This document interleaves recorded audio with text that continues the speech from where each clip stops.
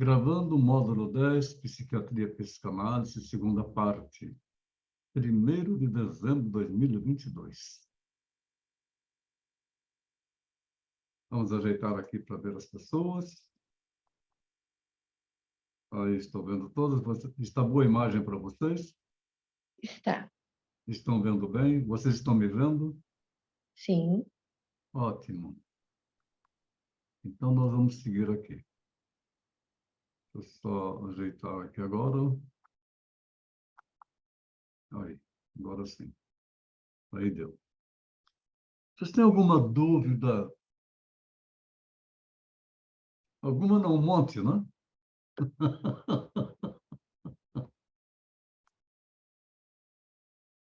Alguma pergunta?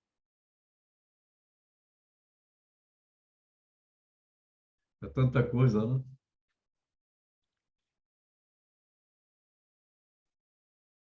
Nós tínhamos parado na parte do instinto. Eu coloquei essa imagem aí, que é bastante interessante. O instinto de sobrevivência é que tem um bebê novinho.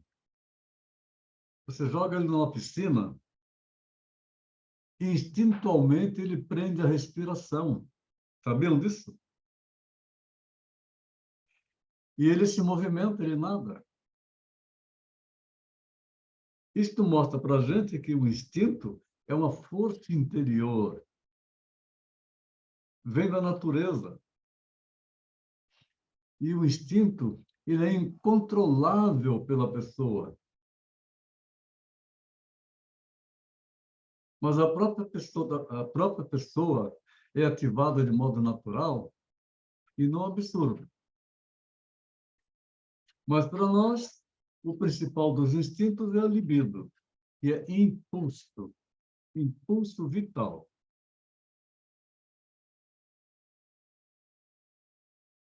O impulso, ele carece de direção, mas ele se encaminha a um fim. O impulso, ele não tem uma direção definida, a não ser que haja um objeto que já esteja definido. Então, entre os instintos, nós encontramos instintos sexuais, libido, que é o principal, agressividade, instinto de poder, instinto de posse, instinto de sobrevivência. Então, vamos entender que instintos são predisposições inatas para a realização de determinadas sequências, ações, comportamentos, atitudes, que são caracterizadas por uma realização estereotipada, padronizada, pré-definida. Devido a essas características, supõe-se uma forte base genética para os instintos. Bastante interessante, assim, essa influência genética. Nós vamos ver lá no final do curso, quando nós vamos falar da neuropsicanálise e a psicanálise genética. Os mecanismos que determinam a influência genética sobre os instintos não são completamente compreendidos, uma vez que se desconhece as estruturas genéticas que determinam a sua hereditariedade. Não é estrutura genética de DNA, é estrutura genética de energia mental. Interessante isso. O termo instinto foi usado nas primeiras traduções das obras de Freud, primeiras traduções para o inglês. E aí muita coisa se deturpou, porque a interpretação do que está escrito em alemão passar para o inglês, às vezes não tem o mesmo sentido. Como também as expressões idiomáticas.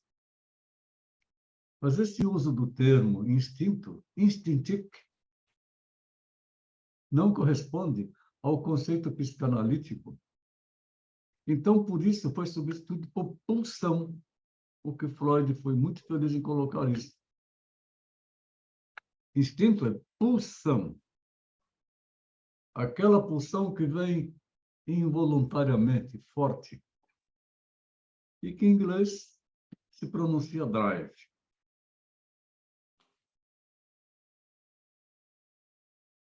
Então, com isso, nós estamos entendendo um pouquinho dos sintomas das enfermidades estruturais.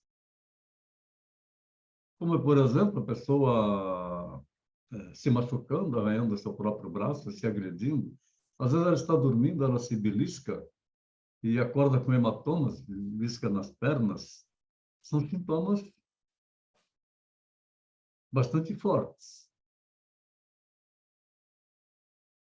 O Alvo está insistindo, que bom. Ilusões. Deformações da percepção de objetos cuja existência é real.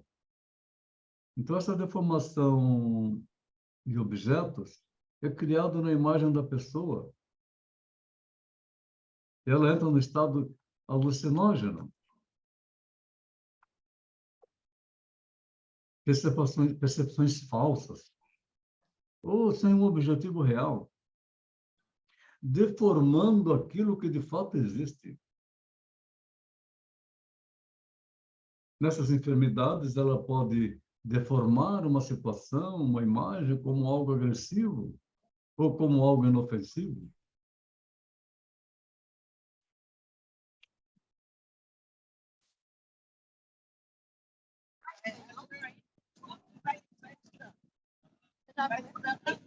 E, em função disso, nós vamos encontrar transtornos bastante interessantes. Quem falou? É o Álvaro que está entrando aí, Álvaro. Está conseguindo? Olá. Está no ônibus? Sim. Opa, boa viagem. Já está chegando em Curitiba? Não, Ponta Grossa. Ah, em Ponta Grossa. Ah, então logo mais tarde você já está em Curitiba, umas 2 horas e pouco, né? Isso aí. Boa viagem. Obrigado. Ótima aula. Muito obrigado. Então, esse transtorno que nós estamos falando, transtorno da memória, que é o afetamento da capacidade de conservar e reproduzir uma experiência passada. O transtorno do pensamento, delírios, é algo que pode corresponder à realidade, mas não está acontecendo e não cede à crítica, é o surto que a pessoa tem, que fica transtornada com possibilidades. Transtorno da afetividade são aqueles que afetam as emoções, afetam os sentimentos das pessoas. E transtorno da atividade evolutiva, a perda da vontade ou o excesso de vontade. E vamos entender para estar buscando uma diferença de transtorno e síndromes. Aí coloquei uma figura da síndrome de Down. Síndromes são conjuntos de sinais ou de características que, em condição, em associação com uma condição crítica, são passíveis de despertar insegurança e medo. Reunião de sintomas próprios de uma doença que não apresenta causa determinada. Está chegando a Cléia, chama a cara a presença dela. Bem-vinda, Cléia. Há também síndrome de insegurança econômica. Quando não se sabe controlar as suas finanças, com certeza, vem síndromes constantes de insegurança econômica. Na síndrome de transtorno da consciência, que entra no estado de obnubilação, deslumbramento ou estado de confusão mental, nós encontramos estado delirante, estado comatoso, síndrome maníaco de várias espécies, síndrome depressivo e síndrome de ansiedade depressiva. E a pessoa pensa que vai entrar numa depressão e fica com aquela síndrome permanente, um sofrimento, uma agonia muito grande. São transtornos mentais. Isto, então, vai nos levar a uma classificação das enfermidades psíquicas, onde essas enfermidades psíquicas afetam o funcionamento mental e nós os chamamos de transtorno das funções psíquicas. Transtorno de percepção, percebe as coisas erradamente ou não percebe nada. Transtorno de memória, a memória vai sumindo, confunde com as informações que recebe. Transtorno de orientação, não tem uma orientação especial, não tem uma orientação na vida, não tem uma orientação de planejamento. Transtorno dos instintos, estes se manifestam quase que livremente. Transtorno da afetividade, as dificuldades que encontram nesses transtornos de relacionamentos. Transtorno da inteligência, dificuldade de se desenvolver, dificuldade de aprender algo novo. Transtorno do pensamento.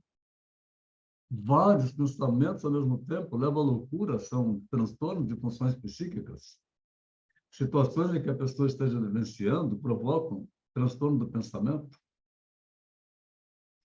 Ainda uma paciente me falando, agora eu estou entendendo que eu tenho que me livrar desses pensamentos que vêm. Eu estou ali preparando um purê de batata para minha filhinha, mas aí vem um pensamento. Por que não já pega a batata cozida e pica, que é muito mais rápido? Para você fazer o purê de batata, demora muito mais, toma seu tempo. A conversa interior são transtornos de funções psíquicas. Aí a briga interna para entender que ela tem esse transtorno, para ela jogar esse pensamento fora. Mas eu quero fazer isso que eu estou fazendo e acabou. E transtorno da personalidade. Se torna agressiva ou se torna apática. Transtorno dos impulsos, dos afetos e da vontade. Tudo isso com perturbações da consciência que provocam transtorno da linguagem, transtorno da escrita, a dificuldade de escrever.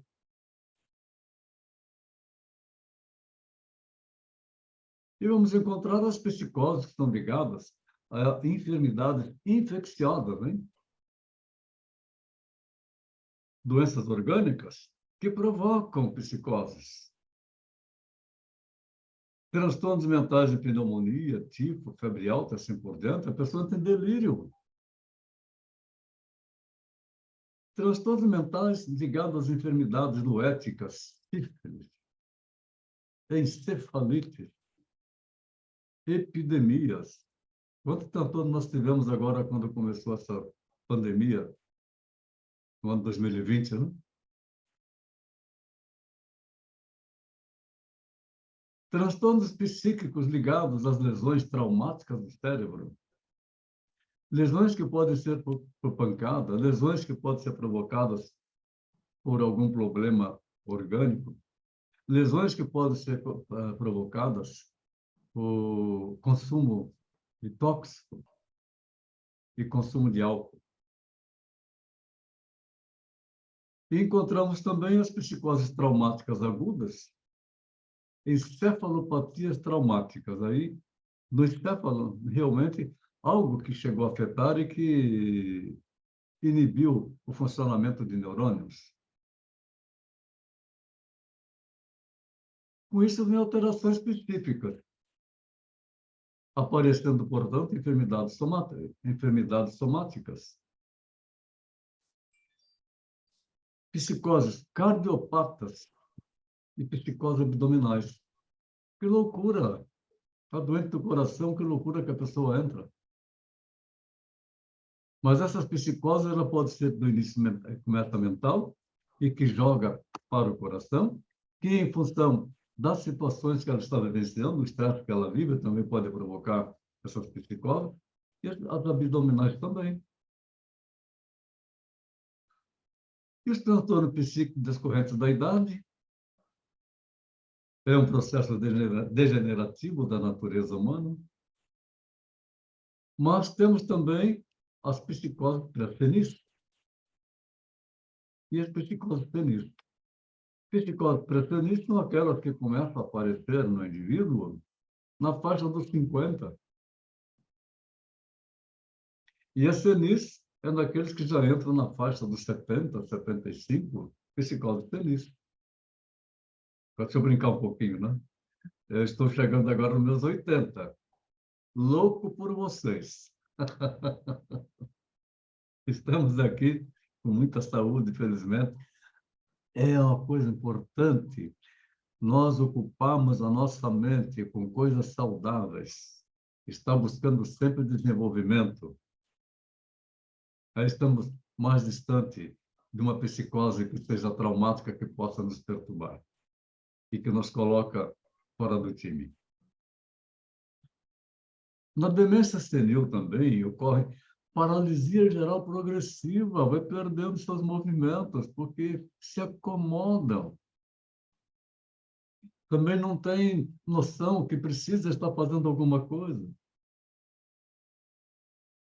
Transtorno psíquico nas enfermidades vasculares, em toda a circulação, afeta também psiquicamente, leva a quadros psicóticos, e principalmente a arteriosclerose cerebral, porque aí os neurônios entram em curto. Aqueles filamentozinhos entre neurônios que se comunicam, eles têm ali uma proteção, uma capa, que para olho nu é invisível, que chama-se bainha de mielina. Se aquilo é corroído, sofre uma abrasão, um desgaste, entra em curto-circuito. Aí se manifesta arteriosclerose cerebral. Deixa de funcionar os comandos. E olhando para alterações psíquicas nas enfermidades somáticas, esquizofrenia, loucuras, psicose maníaco-depressiva, psicopatias, oligofrenias. Esta imagem que vocês estão vendo aí, Jack Nicholson, nos anos 60, filme preto e branco, Um Estranho no Ninho. Fantástica revelação ele como ator.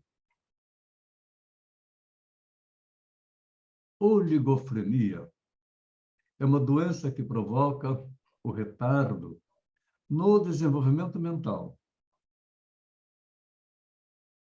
A pessoa vai ficando retardada. Ou já na fase da infância já começa a perceber isso, um retardo no desenvolvimento mental. Ela não se desenvolve mentalmente. A oligofrenia, ela ocorre em diversos níveis. Mas vamos ver aqui, nós temos o quociente de inteligência. A média do quociente de inteligência, que é o QI, o famoso QI que a gente escuta falar, de uma pessoa com normalidade intelectual, varia de 90 a 110. Que é o nível de uma pessoa com... Já o nível de uma pessoa com oligofrenia oscila entre 0 e 90. O máximo que ela chega é a 90. E quando a pessoa está no seu estado normal de saúde, ela chega até 110. Se vocês quiserem, vocês podem procurar na internet teste de QI. Nós já fizemos do QI, nós já fizemos o teste de personalidade, o teste de temperamentos. O QI vai completar. É bastante interessante vocês fazerem. Eu já fiz o meu. Felizmente, o resultado para mim foi excelente. Meu teste de QI deu 135. É acima da média. De acordo com um novo ato de saúde mental, ato institucional, ato médico, os pacientes com esse tipo de incapacidade são diferenciados em subnormais e subnormais profundos, aí é mais grave. A deficiência intelectual é o elemento mais evidente. Dificuldade de intelectualização. São emburrecidas. Mas a maturação emocional está inevitavelmente comprometida, porque age por emoção e não pela razão. Ainda nessa imaturidade da personalidade, que são essencialmente emocionais em sua origem, e não envolvem qualquer tipo de enfraquecimento intelectual. Por isso que nós falamos que na psicanálise, quando o nível é muito baixo, não é recomendável, porque essas pessoas agem por emoção, elas não têm desenvolvimento intelectual.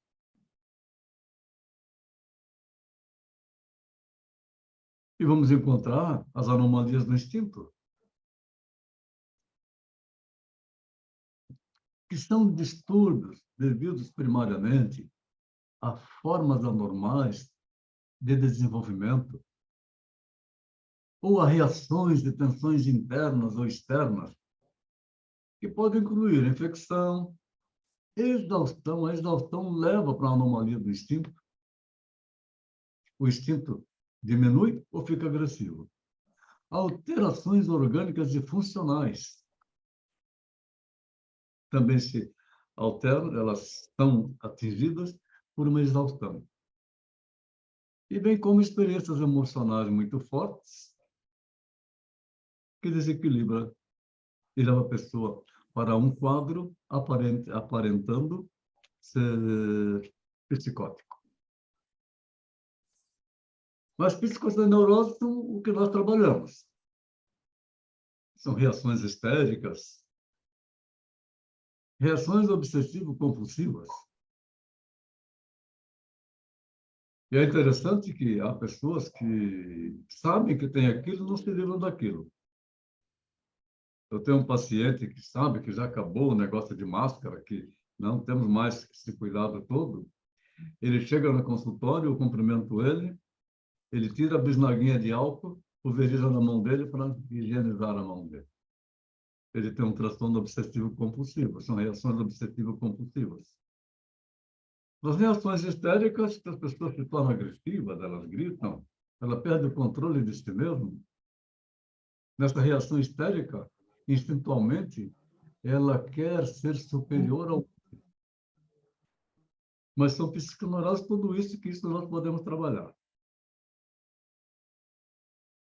Nos distúrbios afetivos, horas, lógico, distúrbio afetivo gera ansiedade. E gera também doenças depressivas, quanta coisa que as pessoas constroem na sua mente, e por uma questão de relacionamentos, e ficam desesperadas, imaginam coisas mirabolantes que estão acontecendo. E as manias, mania faz parte do toque, e a hipomania. E já nas psicoses esquizofrênicas, a pessoa está na realidade. Ela vive uma outra realidade que nós não entendemos, porque não fazemos parte dela. Mas para ela aquilo é verdadeiro.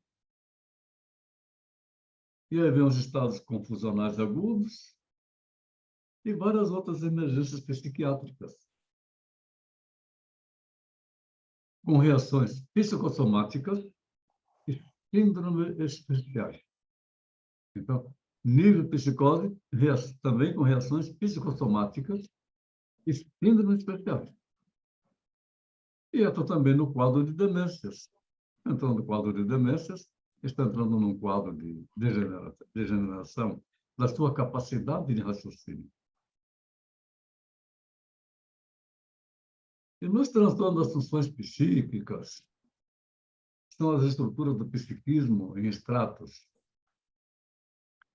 Extrato vital, impulsos e instintos. Ora, para impulso e instinto praticamente a mesma coisa.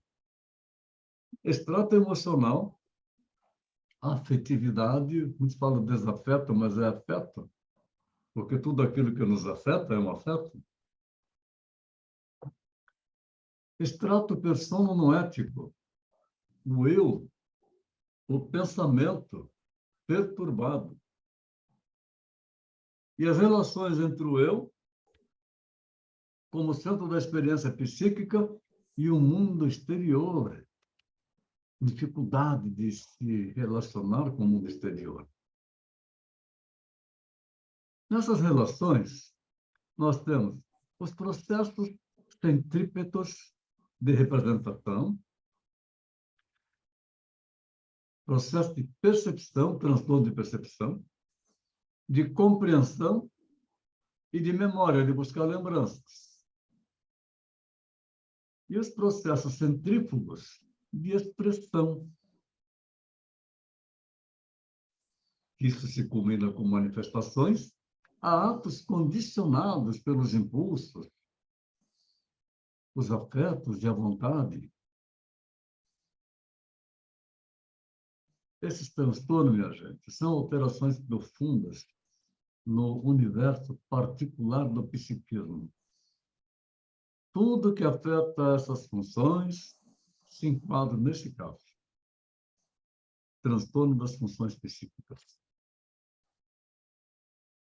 Os transtornos de percepção, que é um ato em virtude do qual, por meio das sensações recebidas, baseando-se em uma imagem minêmica ou auditiva, se reconhece um objeto do mundo exterior, às vezes deformado.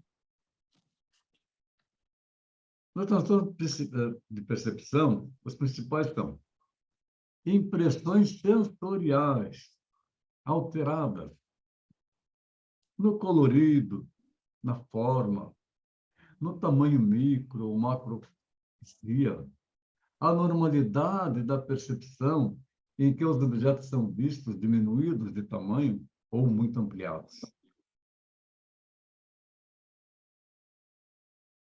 Ilusões. Tão comum a gente perceber isso, quantas ilusões que surgem na mente do indivíduo. E nas ilusões causam a interpretação errônea das impressões sensoriais do objeto. E alucinações, coisas que não existem, cria todo aquele monstro na mente da pessoa. Percepção imaginária, não produzida por impressões sensoriais, vem de dentro. As alucinações podem ser também de outras naturezas. O transtorno de memória, a dificuldade de buscar as suas lembranças. Porque a memória é a capacidade de recordar impressões passadas e de reter as novas impressões. A hipermnésia, hipofunção da memória, hipomnésias. Hipomnésias não se lembra de nada, perde totalmente a noção.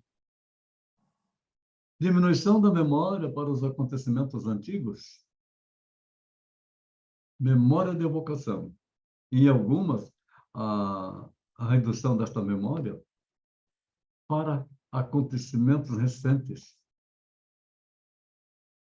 A memória de fixação vai se perdendo, não consegue fixar.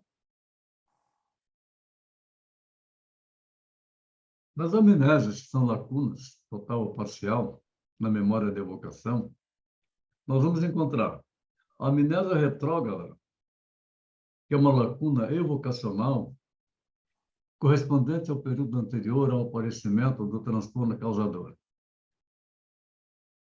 Um esquecimento. Por que há esse apagão mental? É um quadro psicótico, é um transtorno? Amnésia anterrógrada.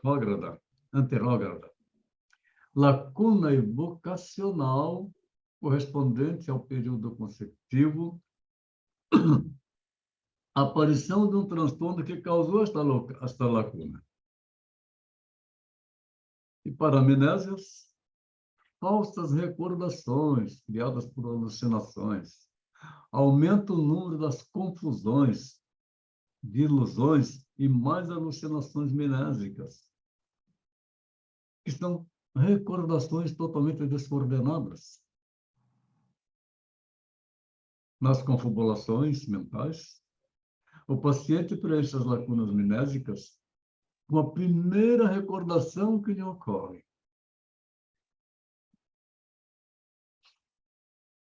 Nos transtornos de orientação, que não sabe para onde vai, como é que vai pensar, como vai enfrentar uma determinada situação.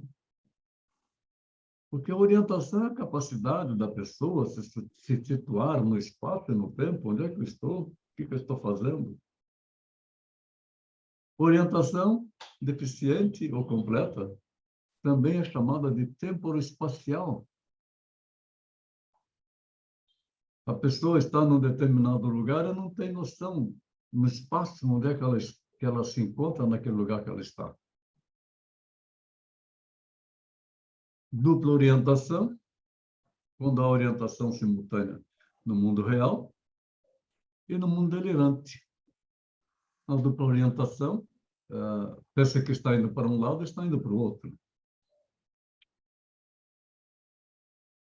Ainda nesse transtorno de orientação, nós vamos encontrar que orientação é a capacidade da pessoa se situar realmente no espaço, no tempo, nos seus pensamentos. Orientação deficiente ou completa também é chamada de tempo espacial. Orientação autopsíquica, que é relativa à própria pessoa, uma orientação interna própria. E voltamos à dupla orientação, quando há orientação simultânea no mundo real e no mundo delirante. Está com uma orientação no mundo real, mas aqui no mundo delirante e fantasioso também está se manifestando ao mesmo tempo, e causa, portanto, uma confusão mental. Nos transtornos dos instintos.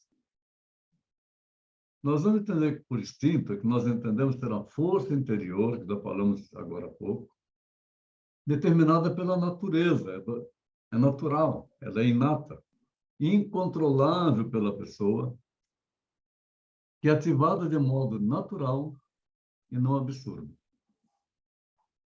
O principal dos instintos é a libido, que é o impulso vital, é o impulso de vida à vida.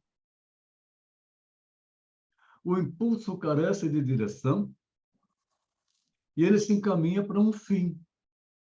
Ele vai encontrar um alvo para descarregar a sua pulsão. Entre os instintos, encontramos principalmente os instintos sexuais, pela libido, instintos de agressividade, instintos de poder, instinto de possessão.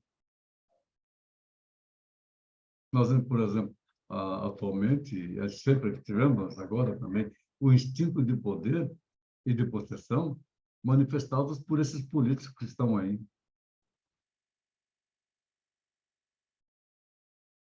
Então, nos principais transtornos do instinto, nós vamos encontrar transtorno de conversão, que é transformação da libido em sintomas somáticos. E transtorno de sublimação, que é a transformação de um instinto em impulso e envolvimento cultural ou social. Ora, a sublimação é para superar a sua libido de desejo, de realização, que não consegue. Então, parte para um envolvimento cultural social. Como nós estamos vivendo hoje nessa revolução social que está hoje no Brasil, está dentro desse quadro. É um transtorno de sublimação, porque está se sublimando dentro de algo que não conseguiram realizar. O transtorno da afetividade envolve assim, sentimentos que vão do prazer ao desprazer, passando pelos vitais somáticos até os sentimentos superiores, do tipo ético e religioso. Quando se tem esse tipo de sentimento superior, ético, é bastante complicado, porque causa transtorno. E religioso, então, se acha autoridade. E isto bem, afeta as emoções. Também afeta o humor fundamental e o temperamento. E este também se movimenta, que é a atitude afetiva global de uma pessoa.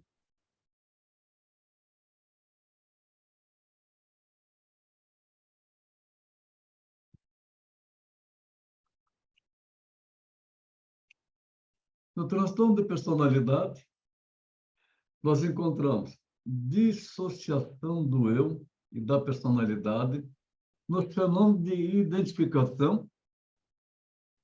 Não consegue identificar realmente o que é, nem o que a pessoa é. A sensação de ser o dublê de si mesmo, parece que tem uma vida dupla. E a troca de personalidade pode ser sucessivamente, em períodos distintos, se é uma pessoa ou outra, ou de forma simultânea, se ao mesmo tempo uma e outra personalidade, ou várias. Aí vamos falar, é parecido com algo chamado aí, popularmente como a bipolaridade, né? E nas perturbações da consciência, não constitui uma função psíquica independente, mas uma qualidade de determinadas funções, que é a capacidade de poder pensar, perturba a capacidade de pensar, e atuar com clareza e ter um próprio juízo crítico do que é melhor ser feito. Discernimento, que é um grau máximo de consciência normal, fica perturbada, e essas principais são de perturbações: obnubilação, sonolência e pode até entrar no estado de coma. Enturbiamento da consciência, confusão mental.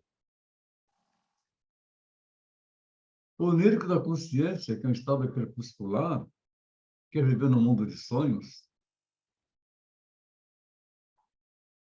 E nas psicossopatias, esta imagem animada aí é bem clara. Não sei se todos assistiram já este filme, O Coringa, um psicopata fantástico, de exemplo, e que mostra como que a população toda também tem um nível psicopático bastante elevado. As psicopatias constituem uma normalidade hereditária de caráter. O caráter é da natureza humana, mas é hereditário. Se observem personalidades que possuem anomalia, sofrem e fazem sofrer a sociedade.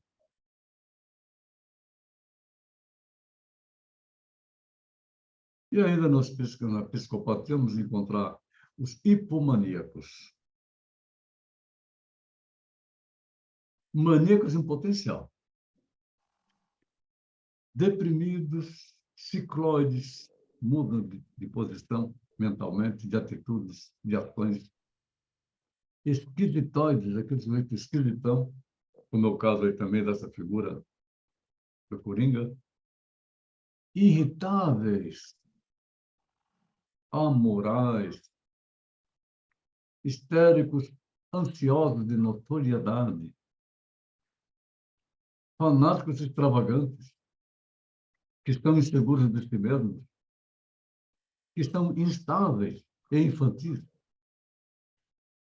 Essa classificação difere entre os autores, mas são todos psicopatas, minha gente. Estado de loucura. A esquizofrenia é um grupo de quadros patológicos extremamente variados. Nós chamamos também de psicose de dissociação, de um modo geral, se constitui um tipo de transtorno de personalidade. Aí está a imagem deste ator no filme Uma Mente Brilhante. Vale a pena assistir agora de novo, para entender o que é um transtorno esquizofrênico. O que é uma psicose de dissociação? Que foge de uma realidade e ele vive uma realidade interna, como se aquilo fosse absoluto. Interessante que na esquizofrenia não existem lesões anatomopatológicas. Na questão de anatomia, não tem lesão. Mesmo quando redunda em transtornos somáticos, esses devem ser entendidos como fenômenos vegetativos devido à tensão emocional da pessoa, a tensão emocional do paciente, pode levar para este quadro esquizofrênico. ele possa ver uma outra realidade, fugindo de algo que esteja acontecendo com ele no momento. E aí, por outro lado, não existe também uma causa puramente psíquica para a mesma, para explicar o que é uma esquizofrenia.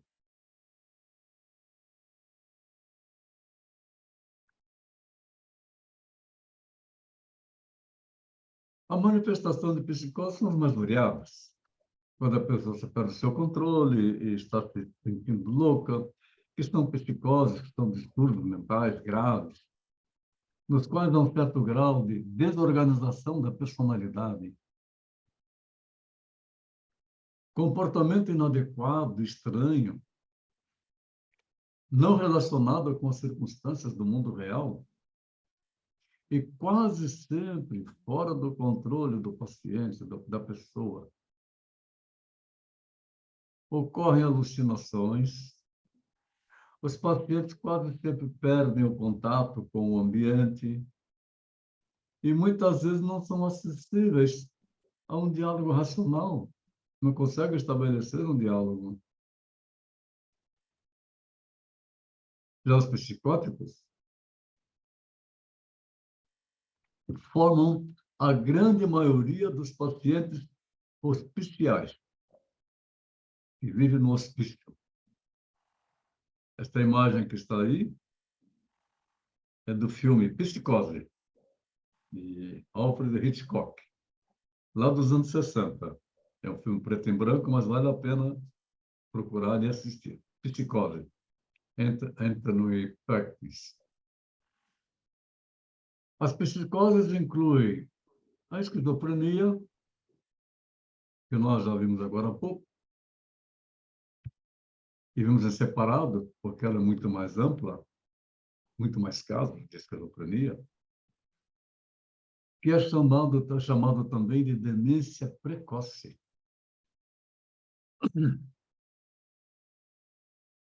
A psicose maníaco-depressiva, a depressão psicótica, a paranoia, a melancólica involutiva e numerosas doenças orgânicas que podem levar à psicose. Então, doenças orgânicas levam também para a psicose.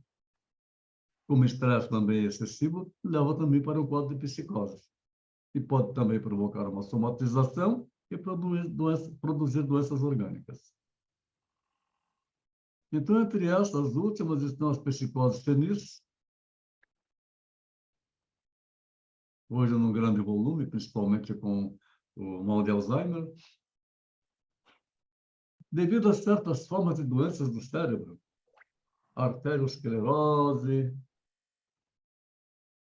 tumores cerebrais, sífilis, e assim tantas outras. Entre as psicoses senis, todas estão relacionadas com a idade. Vamos falar senil, idoso. Arteriosclerose cerebral. Tem início, minha gente, por volta dos 40 anos. É muito cedo. Transtornos na memória. Arteriosclerose cerebral, a memória começa a funcionar mal. Os pensamentos são transtornados. A afetividade se transtorna também. Não consegue ter um estabelecimento de uma afetividade equilibrada.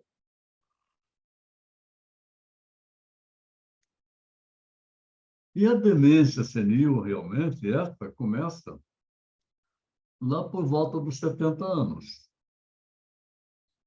Aí surge uma troca de caráter, de irritabilidade, uma falta de sensibilidade ética e desinibição instintiva. E com isso vem redução das funções psíquicas, uma desorientação da sua própria vida e uma debilidade de juízo, de consciência. E vamos encontrar a psicose pré-senil. Veja em que fase da vida. Lá pelos 40 anos de vida. Bem recente. Entramos nas psicoses tóxicas, que nós denominamos de toxicomania, que é a inclinação irresistível pelos tóxicos em geral. Hoje nós vemos psicoses tóxicas, que já vemos crianças já entrando nesse mundo de psicose tóxica, respirando em lata de cola de sapateiro, ingerindo substâncias. Assim, o toxicômano é um indivíduo intoxicado de modo crônico, muito difícil de tratar, porque ele fica dependente psíquica e somaticamente da ação do tóxico. Mesmo ele tendo consciência que aquilo não convém, que faz mal, ele não resiste. A pulsão é muito forte. E para que ele possa estar sempre buscando a satisfação da primeira experiência, segundo Freud, ele aumenta sempre a dose.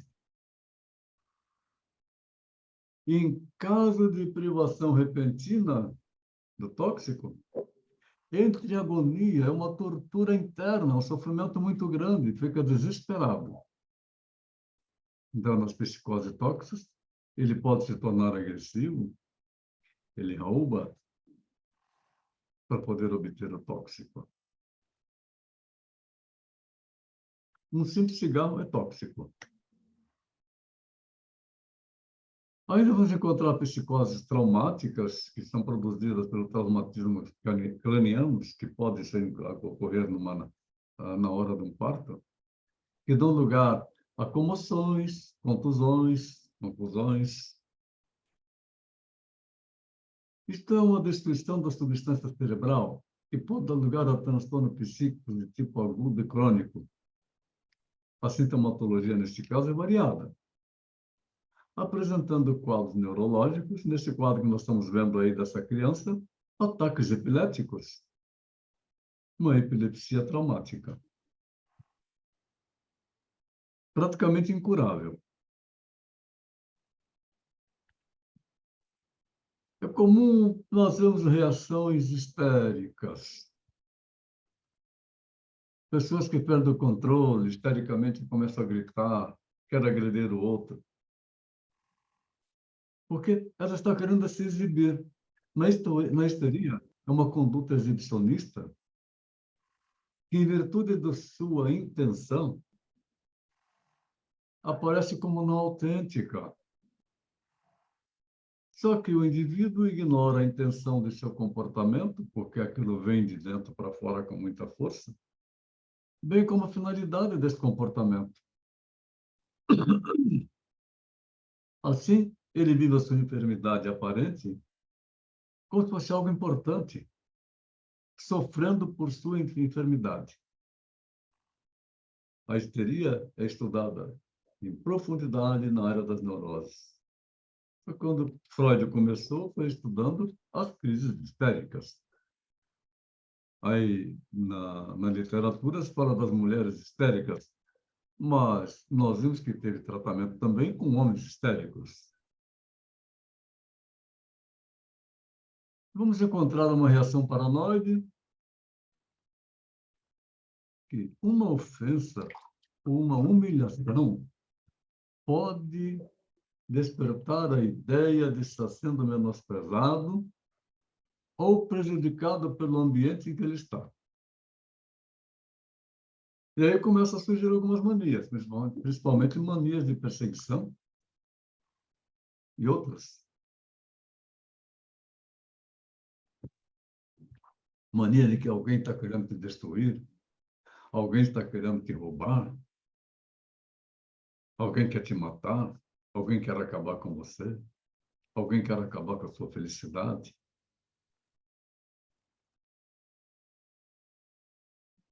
E, na consequência, nós temos a paranoia, esse termo utilizado na saúde mental, para descrever desconfiança ou suspeita altamente exagerada ou injustificada. Entra numa paranoia.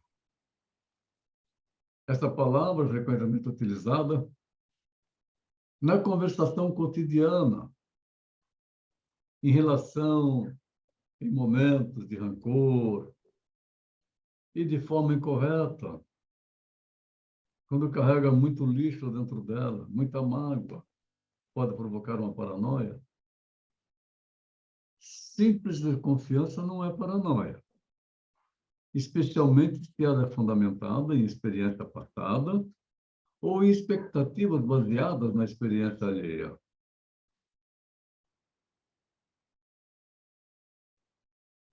A paranoia ela pode ser discreta e a pessoa afetada ser razoavelmente bem ajustada socialmente, ou pode ser tão grave que o indivíduo se torna incapacitado. Nós observamos que tem alguns que, mesmo com este calor que nós estamos agora, andam com um agasalho, com um capuz, mas querem se esconder. É uma paranoia. E, às vezes, o diálogo com essas pessoas é difícil, já que muitos dos distúrbios psiquiátricos são acompanhados de uma característica paranoide. Podem ser classificadas, portanto, em três categorias principais: distúrbio paranoide de personalidade, distúrbio delirante paranoide e esquizofrenia paranoide. Vive uma realidade que não existe. No distúrbio delirante paranoide, os psiquiatras fazem distinção entre o discreto distúrbio paranoide de personalidade e o distúrbio delirante paranoide, mas incapacitante. A característica mais marcante deste último é a presença de um tipo de delírio persistente e não bizarro, sem sintomas de qualquer outro distúrbio mental.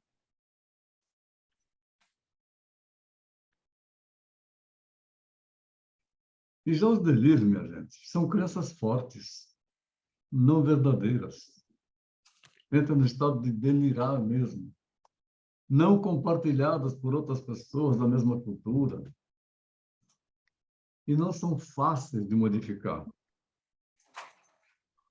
Nós vamos encontrar 5 tipos de delírios que são observados. Em alguns indivíduos, mais de um pode acontecer, mais de um delírio, vários delírios. E nas causas paranoicas, nós vamos encontrar fatores genéticos. Pouco se tem estudado sobre a hereditariedade na paranoia. Não temos muito material para isto. Tá fresquinho agora, né? Quem falou? Quem falou?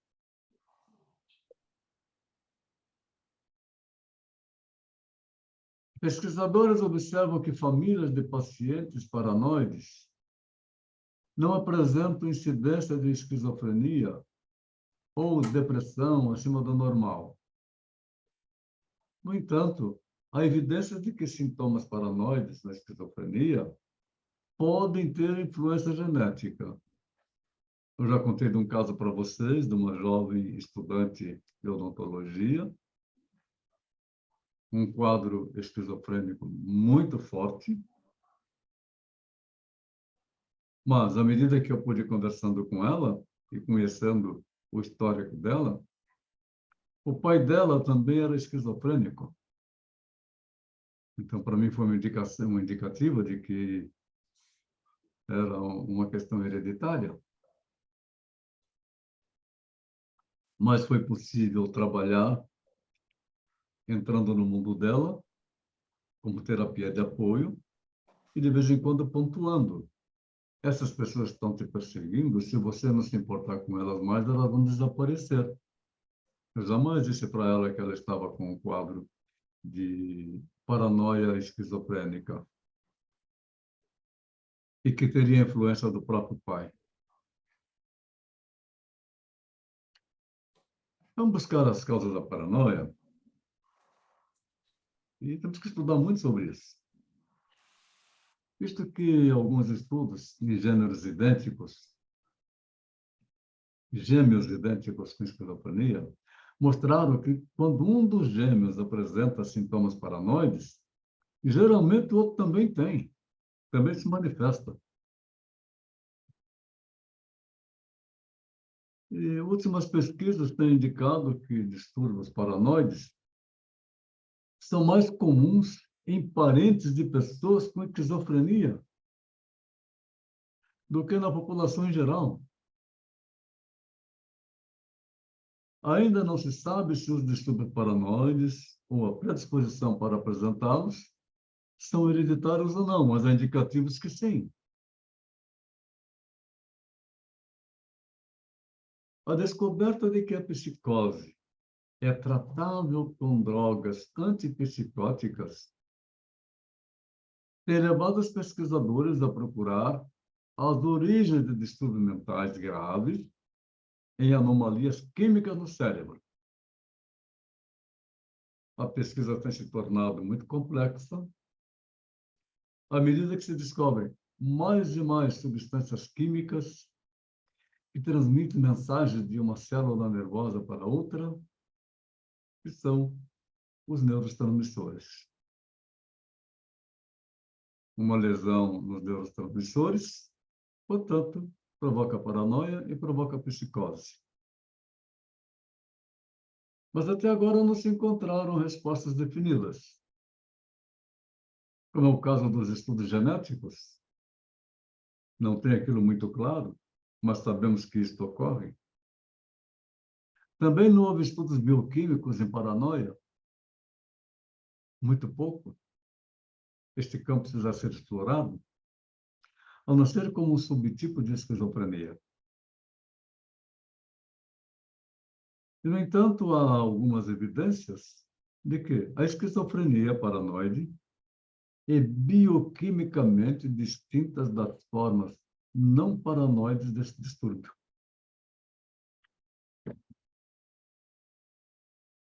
Ao estresse, segundo especialistas, acreditam que a paranoia pode ser uma relação aos altos níveis de estresse em que a pessoa está submetida. Há pessoas que apresentam uma forma aguda de paranoia quando submetidas a uma situação nova, medo do novo, e altamente estressante, requer esforço, requer pensamentos. Com delírios que se desenvolvem em curto espaço de tempo e duram apenas alguns meses. Estudos demonstram que a paranoia tem ocorrido com maior frequência no século XX e no século XXI. Ora, que estudos fizeram também nos séculos anteriores, nós não sabemos. A relação entre o estresse e a paranoia não inclui outros fatores causais.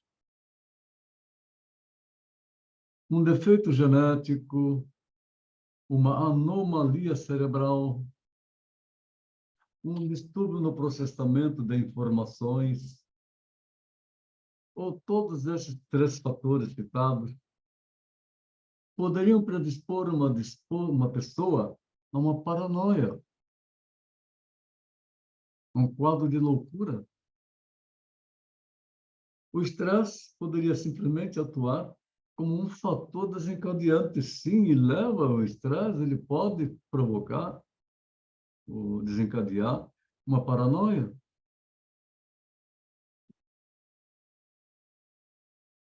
A desconfiança das pessoas paranoides torna difícil o tratamento da doença. Elas são muito desconfiadas. Raramente vão falar com espontaneidade em uma consulta, em uma sessão. Se enchem de mecanismos de defesa, porque vão achar que nós estamos querendo invadir o espaço dela. É uma paranoia. Desconfiam do tipo de sondagem que nós vamos fazer. Sondagem aberta para conhecer a história do paciente, por exemplo.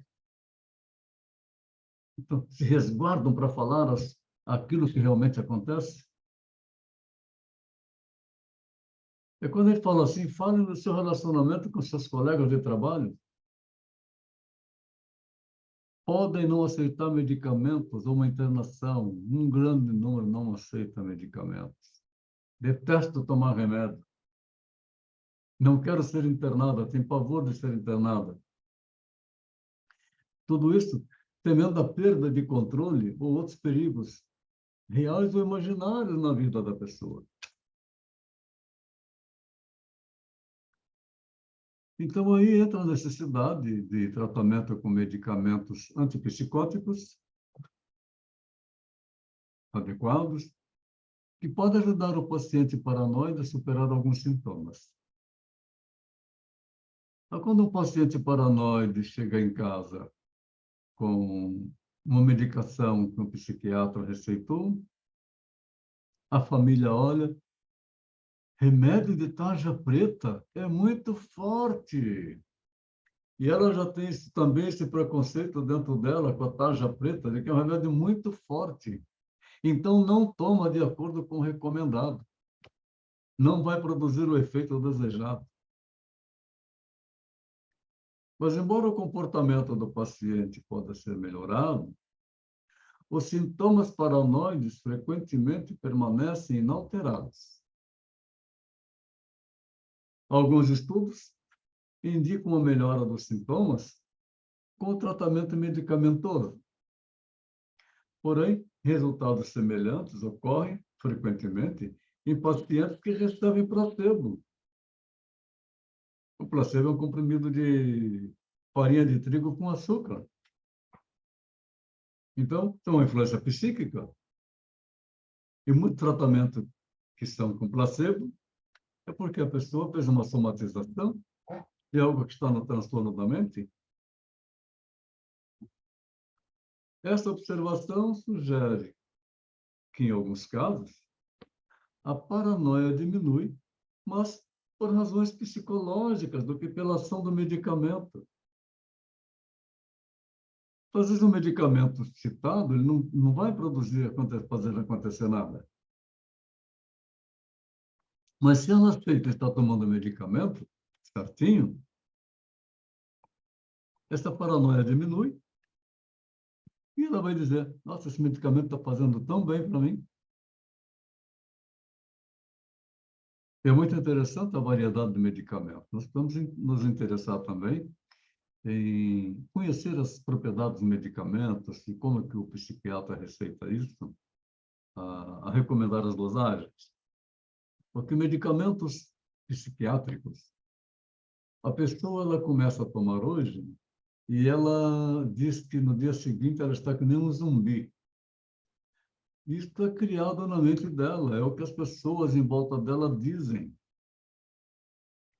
Porque, na realidade, a medicação que vai produzir alteração na química para que haja uma descarga neuronal mais adequada, os axônios possam se comunicar de forma mais saudável, isto leva 21 dias. A partir do 21º dia, é que essa medicação começa a fazer efeito para levar o alívio para a pessoa.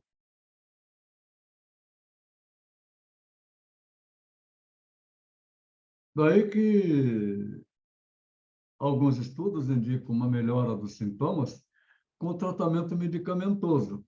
Porém, resultados semelhantes ocorrem frequentemente em pacientes que recebem placebo. Eu tinha um grande amigo, infelizmente já se foi, Dr. Prone, ele neurocirurgião. Ele fez uma pesquisa, apresentou num congresso bastante interessante, sobre 600 casos de mulheres com enxaqueca. E a medicação que ele passava para todas elas, de pacote. É uma medicação também psiquiátrica, de efeito psiquiátrico, de pacote. Mas ele me dizia assim, meu amigo, eu tratando a pessoa com esses distúrbios, eu consigo. Eu só tenho uma coisa que eu não consigo tratar, é a ignorância. Porque passa a medicação, marca o retorno, a pessoa vem aqui 30, 60 dias depois e diz assim, doutor, eu não melhorei nada. Aí eu pergunto, você tomou a medicação conforme eu indiquei? Não, porque é tarja preta, eu tenho medo de remédio. Vai tratar o quê? Não tem como. Então, não tem remédio para a ignorância.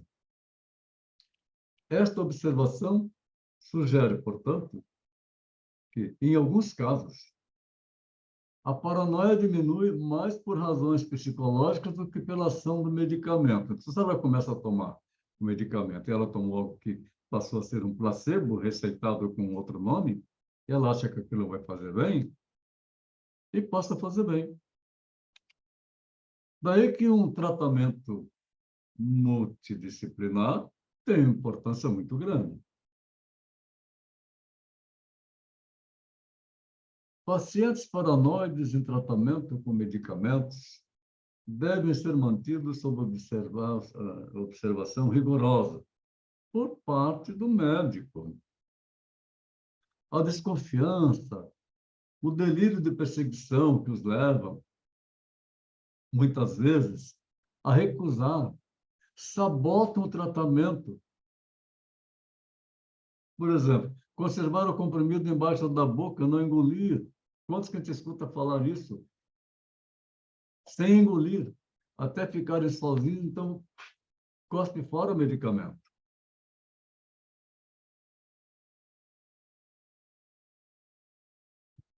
Nós encontramos vários relatos de casos individuais que sugerem que a oportunidade de expressar os seus temores, as suas desconfianças de forma regular, como é propiciada pela psicoterapia, pode ajudar o paciente paranoide a se ajustar à vida social. Embora as ideias paranoides pareçam persistir, mas elas podem se tornar menos prejudiciais. Ele entende que as suas ideias são confusas.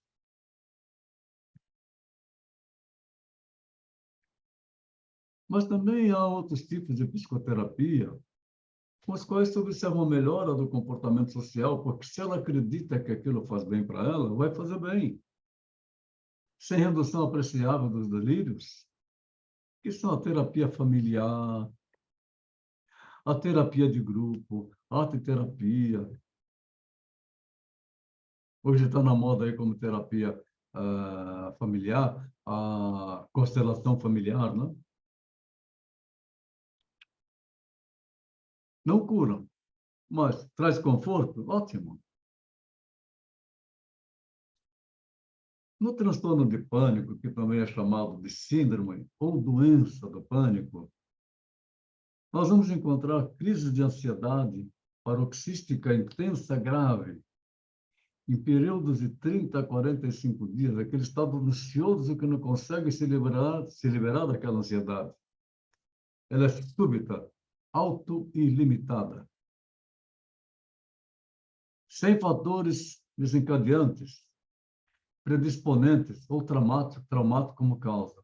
Não tem uma razão de ser realmente por estar naquele quadro de ansiedade e estar totalmente ansioso. A crise de pânico é auto-limitada, não ultrapassando a de 10 minutos. Pessoas que entram em pânico porque acham que vai morrer. Nós temos que saber trabalhar isso. Quando me fala, eu acho que eu vou morrer. Eu digo, vai mesmo, eu também vou. Quando eu não sei, nem você. Para trazer ela para uma realidade, que a morte é uma consequência natural do ser humano. Então, no transtorno de pânico, também chamado como síndrome do pânico, que geralmente é diagnosticado em pessoas que experimentam ataques de pânicos espontâneos, surgem do nada, repentinos, totalmente inesperados. São marcados por crises de ansiedade, quase que inexplicáveis, que podem estar associadas a sintomas físicos semelhantes ao de um ataque cardíaco. Nossa, sinto uma dor no peito. E essa dor no peito que ela está sentindo é de ansiedade, porque ela contrai tudo. Não é um ataque cardíaco. Sente dores musculares. E aí entra em pânico. Ela sente uma dor no peito, mas você faz aquele exercício para verificar se a pessoa está conseguindo levantar os braços, como é que está a respiração. Ora, está tudo funcionando. Então, não está tendo um ataque cardíaco, sim. Ela está levando o produto dela numa somatização. Uma dor no peito, contração muscular.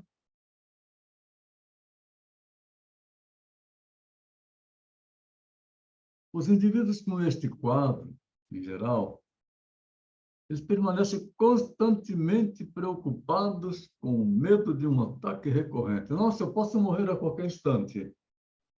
Mas quando fala isso, pode mesmo. E daí? Os ataques de pânico ocorrem inesperadamente. Às vezes até durante o sono. Aí tem medo de dormir porque vai morrer se dormir. Isso é muito amplo, minha gente, o transtorno de pânico. Vejam só. Cerca de 6 milhões de americanos experimentam um episódio de síndrome de pânico em um determinado ano.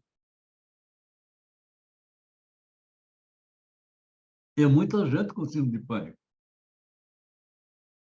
Isto normalmente no início da idade adulta, nessa fase de transição da juventude para a adulta. As mulheres, em geral, são 2 vezes mais propensas do que os homens a ser vítimas de um transtorno de pânico.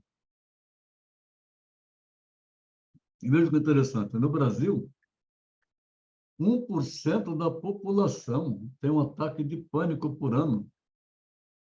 E 5% dos adultos relatam já terem tido pelo menos um ataque de pânico na vida delas.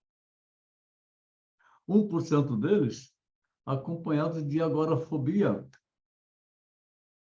Não consegue se envolver em grupo de pessoas, em espaço onde vão entrar muita gente. Não consegue se socializar. Pânico de que algo vai acontecer, que alguém vai agredi-la.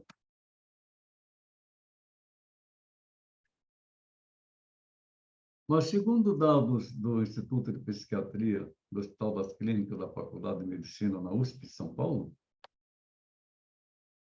10% da população, veja que altíssimo índice, 10% da população pode sofrer crises sem motivo aparente, que são denominadas de crises de pânico, que desequilibra a pessoa, fica apavorada à toa. Cerca de 3,5% dessas pessoas sofrem ataques repetidos de crise de pânico. O que isso resulta e pode causar alterações no comportamento, um medo intenso de morrer ou de que algo ruim vai acontecer.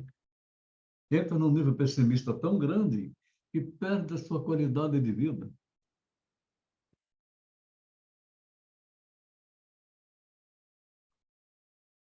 Um ataque de pânico, minha gente, é o início abrupto de medo. O desconforto intenso que atinge o pico em poucos minutos. E inclui pelo menos 4 dos seguintes sintomas que nós vamos ver aqui agora. Palpitações. Vocês já ouviram falar que eu estou com uma palpitação? O coração batendo, aceleração cardíaca. Aí a pessoa fala, eu estou com tanta palpitação, meu coração está batendo. Eu digo, mas que bom que seu coração está batendo, é sinal que está vivo, né? A aceleração cardíaca provocada pela ansiedade. E começa a suar, tem sudorese. Tremores ou estremecimentos. Chegam a perder o equilíbrio. Sensações de falta de ar ou de sufocação, eu estou sufocado, eu não consigo respirar. Sentimentos de bloqueio, dor no peito ou desconforto. Náuseas, mas não consigo vomitar. desconforto abdominal, contrai o estômago. Sentir-se tonto, instável, com cabeça leve ou sensação de que vai desmaiar. Calafrios ou sensação de calor. E parestesia, que são sensações de dormência ou de formigamento. Quando tem formigamento, sensações de dormência, nós aí podemos pensar em algum problema neuronal, em algum problema com a capa da baía de mielina, que começa a entrar em curto-circuito, da dormência no braço, da dormência nas pernas, a dormência nos pés, formigamento. São sintomas interessantes, são sintomas neuronais que podem ser orgânicos e podem ser sintomas provocados por situações psíquicas que levam a um funcionamento inadequado dos neurônios, provocando dormência e formigamento. E sentimentos de desrealização, que não conseguem realizar nada na vida. Entramos novamente lá no TOC, que é o transtorno obsessivo compulsivo. Tem que estar tudo arrumadinho, tudo na mesma medida, tudo certinho, tudo muito organizado. Que é a patologia do curso crônico e cura difícil, TOC. A pessoa tem que aprender a conviver com aquilo. Esse paciente que eu tenho lá, que tem o TOC, eu não falo para ele do TOC. Ele já sabe que ele tem o TOC. Simplesmente faço que não está acontecendo nada com as atitudes que ele toma de cumprimentar e pegar o álcool para enxugar as mãos. Aí dá vontade de perguntar para ele, mas não vou perguntar, evidentemente, né? Na hora que você está com a sua mulher, que você vai transar com ela, você passa álcool também? E depois também? Pessoas desse tipo podem necessitar de tratamento toda a vida, realmente precisa, tratamento a vida toda. O tratamento e a terapia são bastante eficazes. Intelecto e capacidade laboral são preservados, desde que não firam seus rituais de obsessão e de compulsão. O portador de TOC, geralmente, ele fica confuso. Ele tem plena consciência de sua doença, mas ele procura ocultar.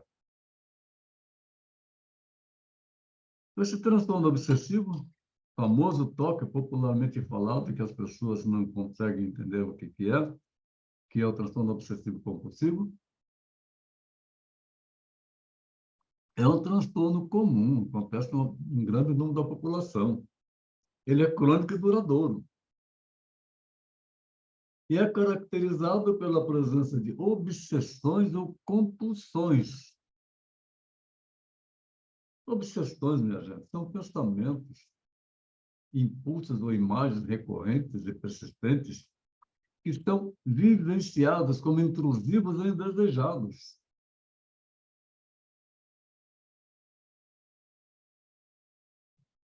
Compulsões são comportamentos repetitivos, atos mentais em que um indivíduo se sente compelido a executar em resposta a uma obsessão, ou de acordo com regras que devem ser aplicadas rigidamente. Esse transtorno obsessivo compulsivo é considerado uma doença mental muito grave.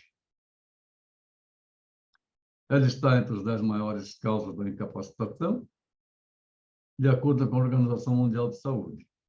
Estima-se que 4 milhões de brasileiros sofrem com a doença. No entanto, nós temos um caso verídico daquele filme O Aviador, interpretado muito bem por aquele ator famoso que também fez o Titanic, Leonardo DiCaprio, e que mostra um transtorno obsessivo, mas aquilo não afetou a inteligência dele. Mas tinha um transtorno dele obsessivo, ele era obsessivo em construir um avião mais moderno, um avião que conseguisse umas coisas e ele mesmo experimentar com aquilo lá. Bastante interessante assistir esse filme, O Aviador.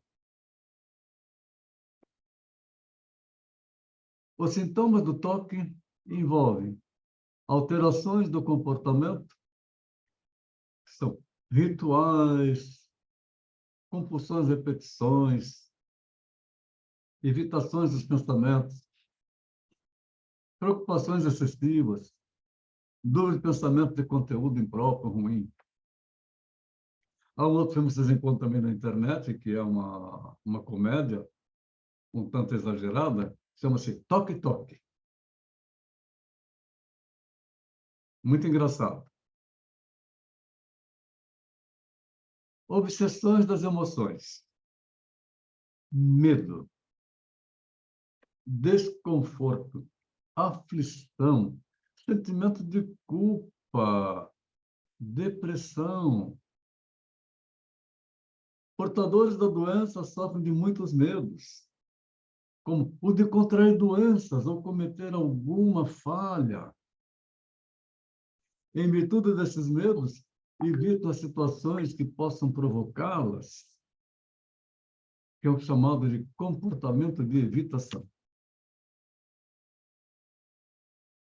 As evitações do toque são, em grande parte, as responsáveis pelas limitações que esse transtorno acarreta. Vamos falar um pouquinho agora sobre a toxicomania. Infelizmente, essa praga mundial, muito forte aqui no Brasil, onde o dependente de uso cotidiano que mantém, apesar da marca de dissociação, laços sociais, ao sujeito cuja existência exibe um evidente prejuízo na qualidade, no prazer, decorrentes de funções e atos não associados com a obtenção da droga. É desesperador aquele que entra na droga.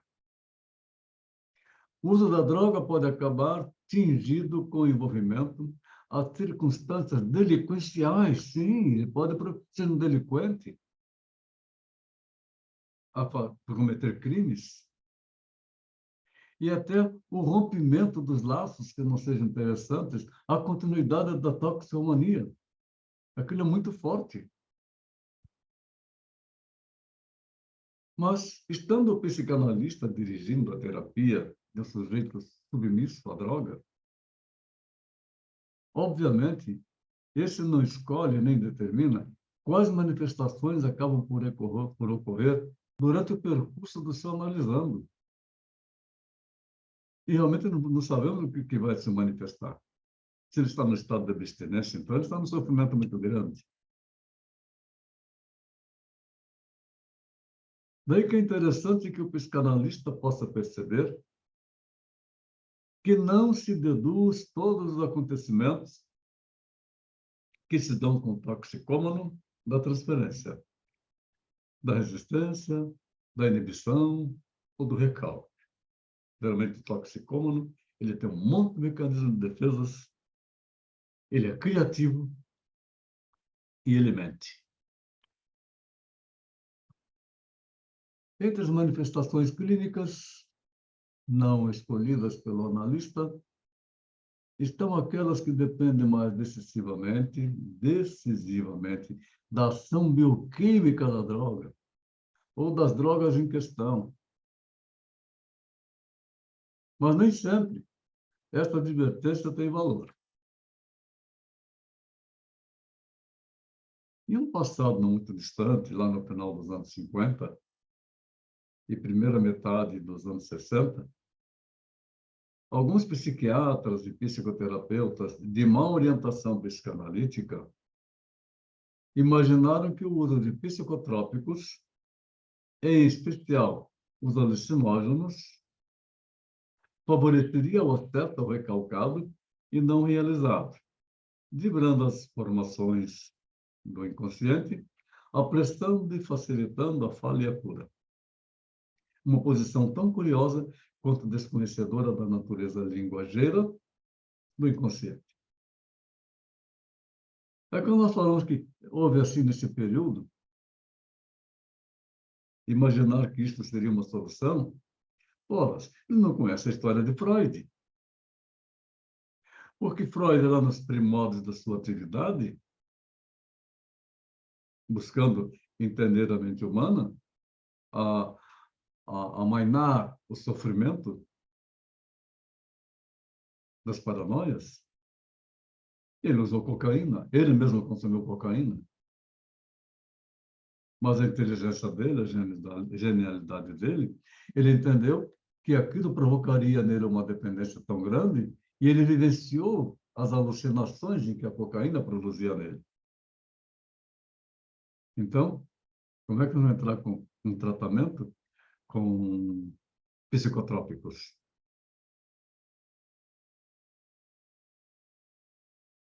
Pensar e propor uma cumplicidade entre a droga e a fala nesse teor é, sim, discorrer em um diapasão oposto ao produzido na presente linha de pesquisa.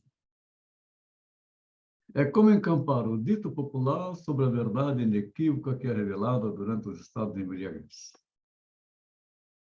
Aí está o caso de uma jovem aspirando cocaína. Está sempre em busca daquela sensação. Vem a abstinência, entra no estado paranoico, entra no estado de loucura. Importante ver que vocês estudando aí, procurando no CID-10 ou no DSM-5 sobre toxomania, tem informação bastante importante. É interessante notar que as intoxicações agudas, acompanhadas pelo delírio, distorções perceptivas das coisas, do mundo, das situações, como convulsões, que é uma categoria que está dentro da classificação do CID-10, F1X0. Estão entre as manifestações não imediatamente acessíveis à palavra. E dependendo da intensidade que isto ocorre no quadro que está apresentando, caberia ao psicanalista sustentar o encaminhamento do analisando a tratamento de emergência sem se considerar derrotado. Ora, pedir ajuda psiquiátrica, sim, com certeza.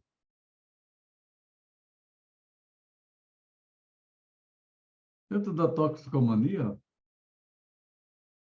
essa descrição da intoxicação alcoólica, aqueles que são alcoólicos crônicos, alcoólica aguda, não complicada, é encontrada num outro momento no qual o psicanalista deve estar atento a seus limites. Corresponde ao estado de abstinência. A abstinência da droga, álcool e as drogas ilícitas é muito forte, traz uma força interna muito grande, uma pulsão interna para o consumo. Genericamente, o estado de abstinência, também denominado síndrome de abstinência, é um grupo de sintomas que aparecem horas ou dias após o uso da última dose. A abstinência se manifesta como nos estados de intoxicação aguda, uma boa mescla de sintomas mentais e físicos, anulando a possibilidade da pessoa passar para uma vida normal. Ainda nesta falta de controle muscular, desculpa eu voltar aqui,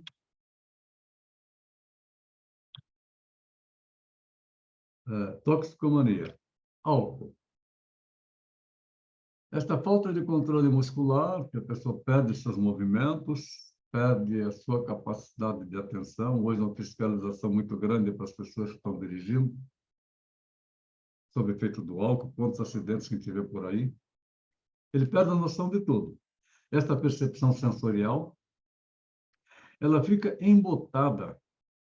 E a lentidão do pensamento, então, torna-se óbvio, na fala, inclusive. As associações são superficiais.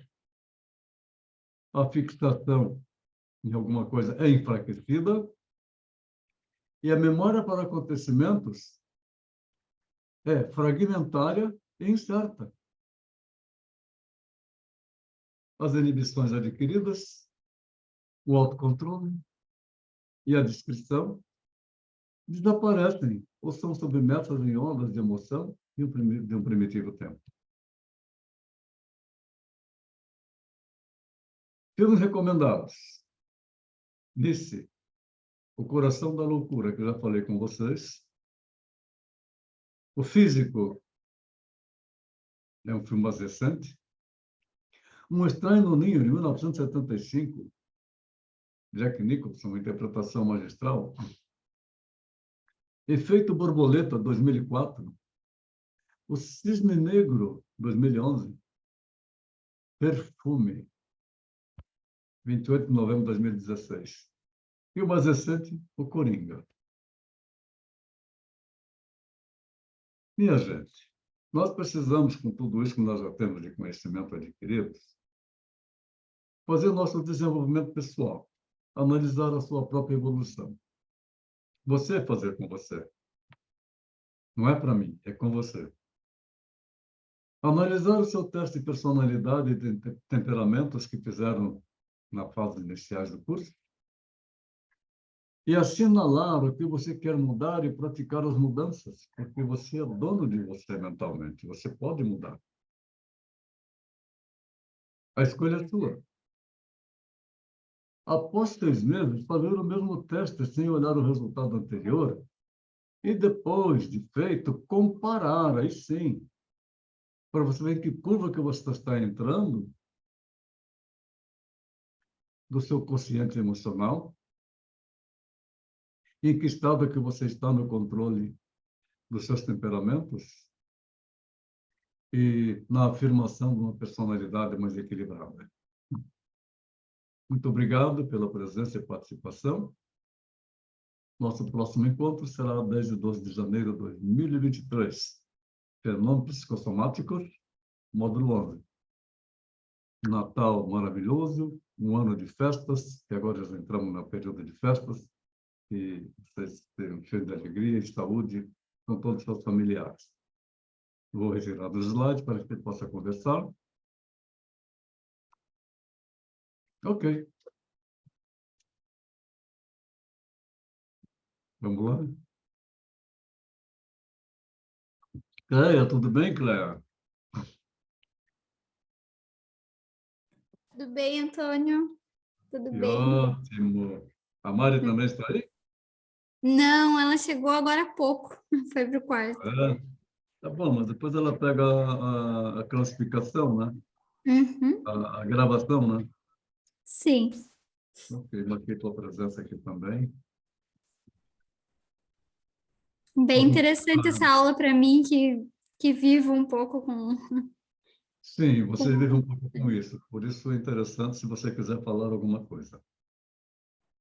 Você não vive um É pouco bem complicado. com a sua vida envolvida nisso. Oi?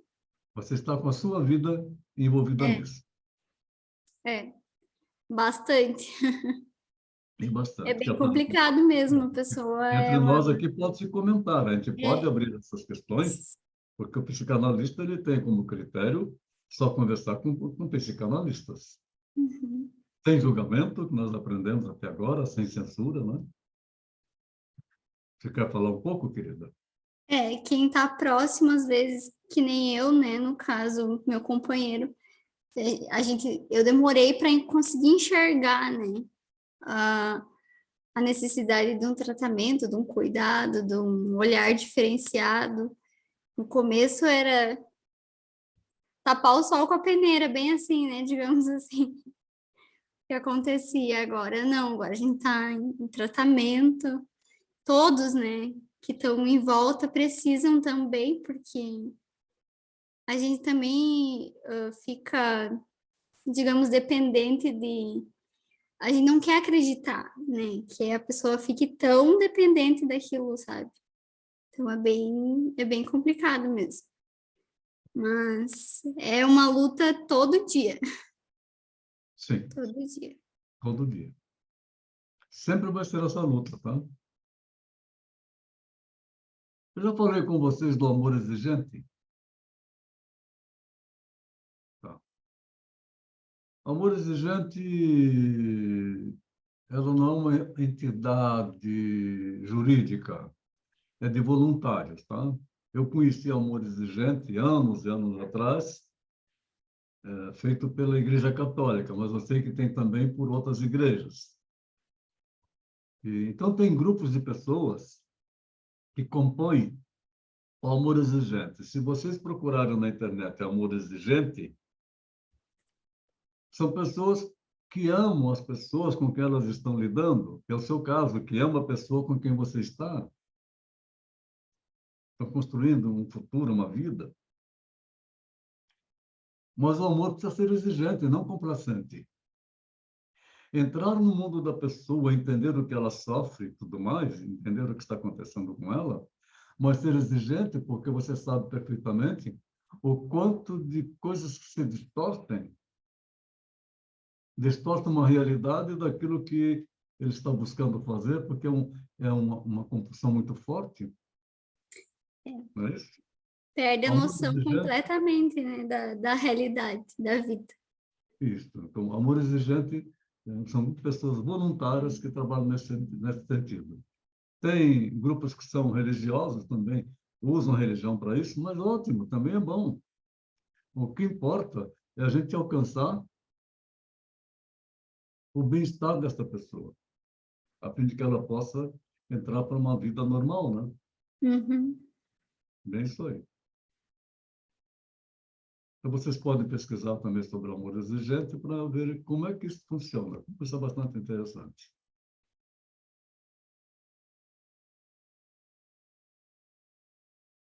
Para todo tipo de droga, viu? Álcool também. O amor exigente.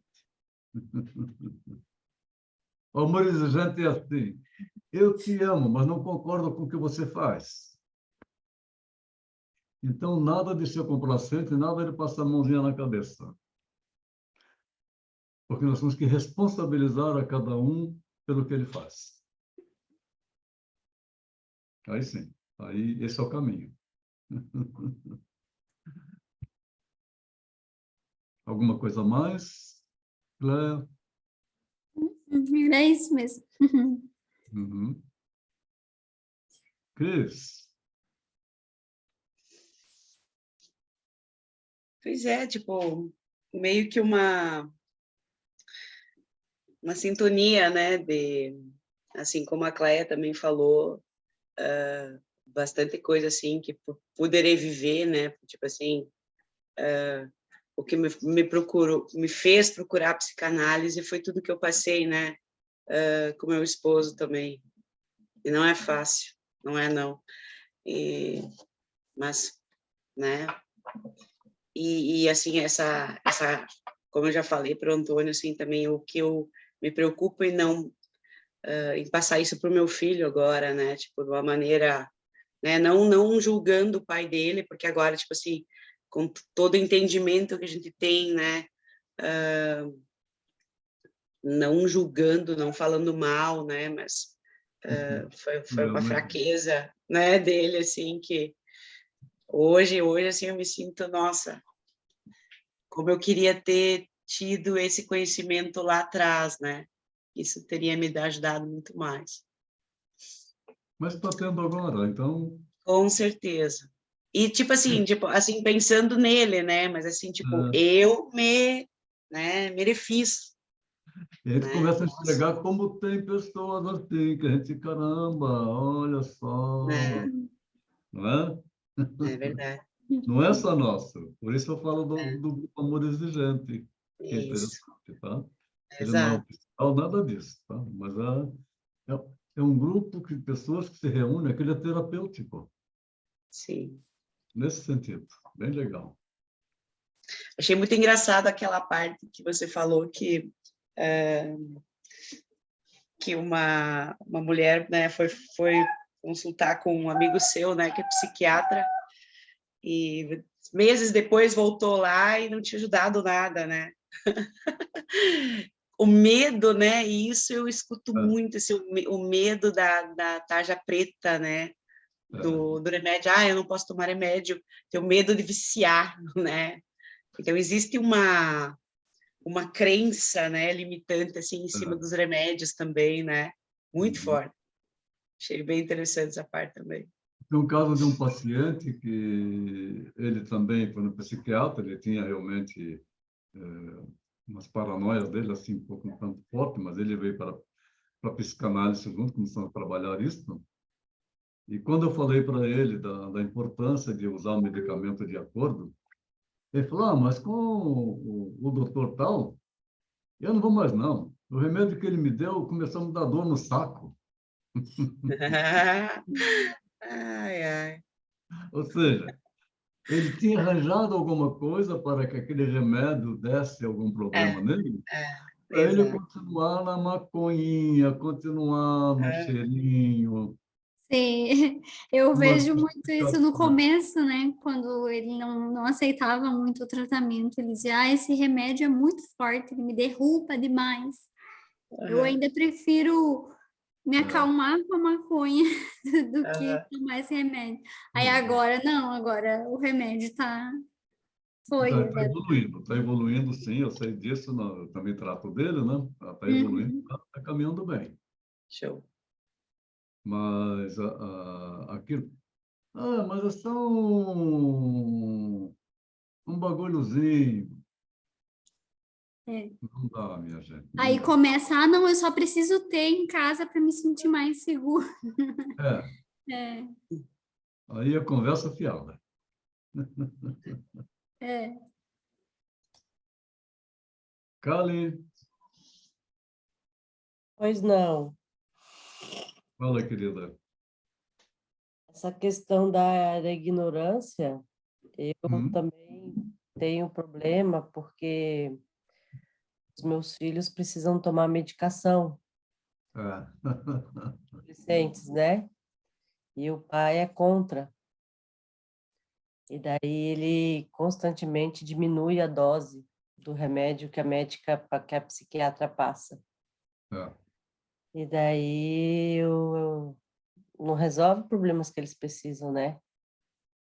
Ontem mesmo eu levei ela na psiquiatra e a psiquiatra botou a dose correta, do menino também.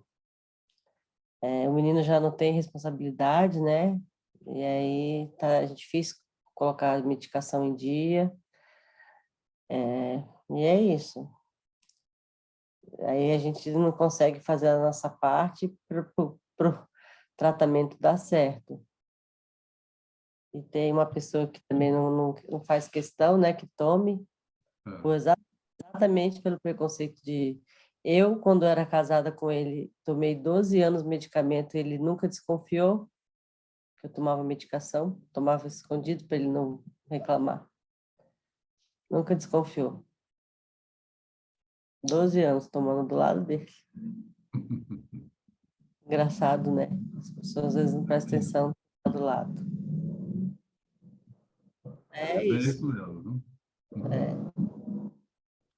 A minha colaboração é essa que eu tenho para contar.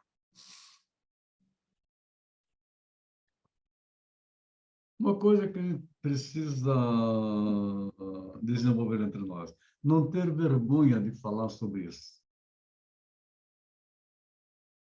Ainda mais agora sendo psicanalista, tem que ser sem vergonha. É verdade. Compreendendo o que se passa com o ser humano, não ter vergonha de falar que tem na família. Porque tem muitas famílias que estão assim e têm vergonha de falar. É. Porque há aquele preconceito. Mas ele é um drogado. E aí não tem oportunidade na vida, porque ele já foi excluído. Não, e de falar que vai em psiquiatra já é uma questão de... É, Ainda é tabu. É doido. É impressionante. Aí impressionante. Como passei a também tem falar, esse preconceito para vir no psicanalista. Também tem esse preconceito. aí eu falo, eu estou estudando psicanálise. Você não vai me analisar, não, né? É a primeira coisa que eu falo. Eu falo, não, nem se... É. É a primeira coisa. É engraçado. É a primeira coisa. As pessoas que... Para os crushes, professor, eu não falo mais agora que eu É sou isso que eu estou estudante falando mesmo. psicanalista. Exatamente é é disso que eu estou falando. Quando tem os encontros com os crushes, né? Então a gente não fala mais que é estudante psicanalista. Exatamente Porque eles isso. ficam todos retraídos, assim, ó, tipo, ai, vai banalizar agora. Aham.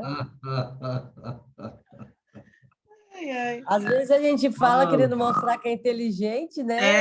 É Vai bem isso aí. colocando, aham. Então, nós temos que praticar aquilo, o que as pessoas pensam que elas falam não nos pertence. Fala o que você é. Seja você. Você é estudante da psicanálise, se formando em psicanálise? Sim, eu estou formando em psicanálise.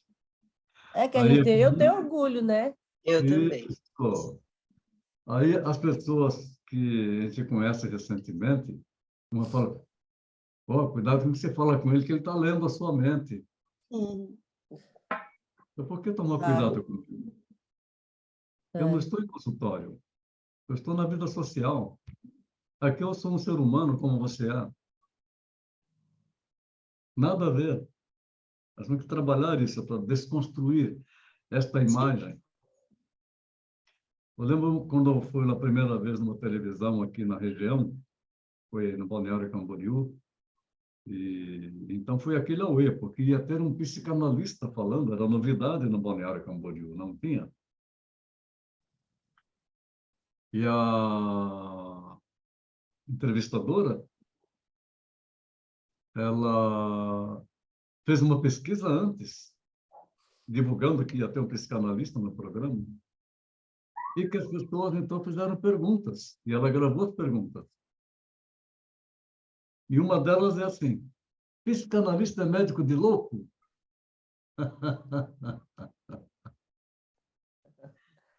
É esse o E- pensamento. Ah, Mas, olha, me espantou, as pessoas não sabem, tá? O que que é o psicanalista, se eu tenho que explicar o que é psicanálise, o que que é o psicólogo e o que que é o psiquiatra. as Sempre, pessoas é. não Não sabem, não sabem sabem o que é isso. É. qual que é A a diferença. psicologia, eles só dizem assim, isso é um problema de psicológico. Né? Então, a Uhum. psicologia aceita que é só um problema psicológico. Mas a psicanálise, ela tem dúvida, porque não é um problema psicológico. É um problema de solução interna. Ela não entende o que é isso. Verdade. É bem legal, mas vamos continuando, que nós estamos formando, está ampliando cada vez mais, as pessoas falando da psicanálise. É uma missão de vida, nosso trabalho, tá? Uma missão de vida muito boa, muito agradável. Às vezes complicada, mas vale a pena. Alguém mais?